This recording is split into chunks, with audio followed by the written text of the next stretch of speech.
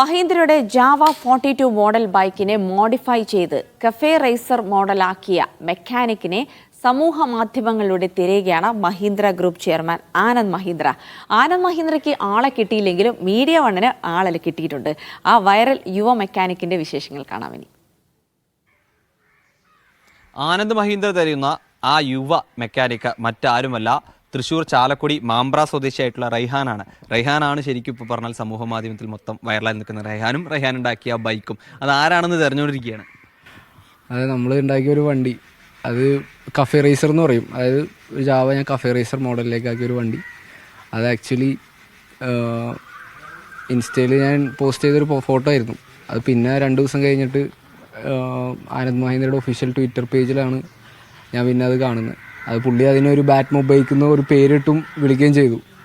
അതിനുശേഷം ആണ് ഈ പറയുന്ന പോലെ എല്ലാവരും അറിഞ്ഞത്. അപ്പോൾ ഒരുപാട് ദിവസം എടുത്തിട്ടാണെന്ന് പറഞ്ഞു. എത്ര ദിവസം അധ്വാനമാണ് അത്തരത്തിലുള്ളൊരു രീതിയിലേക്കൊക്കെ ബൈക്കിനെ മാറ്റിയെടുക്കാൻ? ഏകദേശം 2-3 മാസം നമ്മൾ അതുമ്പോൾ തന്നെ പണിതിട്ടാണ് ആ വണ്ടി അങ്ങനെ ആയത്. ആക്ച്വലി കസ്റ്റമർ വില്ലിങ് ആയിരുന്നു. കസ്റ്റമർ വില്ലിങ് ആയതുകൊണ്ട് മാത്രമാണ് നമ്മൾ അത്തരത്തിലുള്ള മോഡൽ അവർ ചെയ്തു കൊടുത്തത്. നമ്മൾ ഇഷ്ടംപോലെ മോഡൽസ് ചെയ്യാനും ഇനി അതായത് പ്ലാൻ ചെയ്ത് വെച്ചതും വരച്ചും കുറേ ഞാൻ ഓൾറെഡി എടുത്തു വെച്ചിട്ടുണ്ട്. ഇതെങ്ങനെ ഒരു പ്രൊഫഷനായിട്ട് മുന്നോട്ട് കൊണ്ടുപോകാനാണോ, എന്താണ് തീരുമാനം? ഇതൊരിക്കലും ഒരു പ്രൊഫഷൻ ആക്കാൻ പറ്റില്ല. പ്രത്യേകിച്ച് കേരളത്തിൽ ഒരിക്കലും ഒരു പ്രൊഫഷൻ ആക്കാൻ പറ്റില്ല. നിയമങ്ങൾ ഒരു വശത്ത്, പിന്നെ അതേപോലെ തന്നെ പ്രൊഫഷൻ ആക്കണമെങ്കിൽ ഇതൊരു ബിസിനസ്സായിട്ട് കൊണ്ടുപോകണം. ഞാനൊരു ബിസിനസ്സായിട്ടല്ല ഇത് കൂട്ടിയേക്കുന്നത്. അതായത് ഒരു വണ്ടി കാണുമ്പോൾ ആ വണ്ടി പോലെ അതിൻ്റെ ആക്സസറി 10 ഉണ്ടാക്കി വിൽക്കണ അങ്ങനത്തെ പരിപാടിയല്ല. ഓരോ വണ്ടി വരുമ്പോഴും ഓരോ കസ്റ്റമറിനും ഓരോ രീതിയിലും ചെയ്ത് ആളുടെ സ്വപ്നം അവിടെ യാഥാർത്ഥ്യമാവുകയും ചെയ്യണം. അതേപോലെ തന്നെ എൻ്റെ കഴിവ് എനിക്ക് അവിടെ കാണിക്കാനും പറ്റും. അതായത് പുറത്ത് കാണിക്കാൻ പറ്റും. എൻ്റെ മനസ്സിലുള്ള ഡിസൈൻ അവിടെ എനിക്ക് ചെയ്യാനും പറ്റും. വണ്ടികളോടുള്ള ഒരു അതിയായ താല്പര്യമാണ് അപ്പോൾ ഈ ഒരു രീതിയിലേക്കൊക്കെ വണ്ടികളെ മാറ്റുന്നതിലേക്ക് എത്തിച്ചത്. അതെ, ഓഫ് കോഴ്സ്. അതുകൊണ്ടാണ് മെക്കാനിക്കൽ എഞ്ചിനീയറിംഗ് പഠിച്ചതിന് ശേഷം ഇപ്പോൾ ഒരു 5-6 വർഷമായി.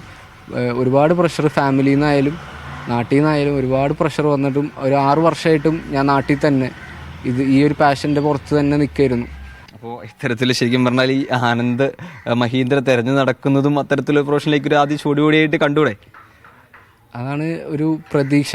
അതായത് ഞാൻ പ്രതീക്ഷിച്ചിട്ടല്ല, നമ്മൾ 100% കൊടുത്തിട്ടാണ് എല്ലാ വണ്ടികളും എടുത്തത്. അപ്പോൾ ആ ഒരു മോഡൽ ആൾക്ക് ഇഷ്ടമായെന്നും അല്ലെങ്കിൽ ആളത് ആ പറയുന്ന ചെയ്ത ആളെ ഡിറ്റക്റ്റീവ് വർക്ക് ചെയ്ത് കണ്ടുപിടിക്കാനാണ് ആൾ ട്വീറ്റ് ചെയ്തത്. അങ്ങനെയൊക്കെ പറഞ്ഞപ്പോൾ ആൾ അന്വേഷിക്കുന്നത് എന്തിനാണെന്നെങ്കിലും നമ്മൾ അറിയണമല്ലോ.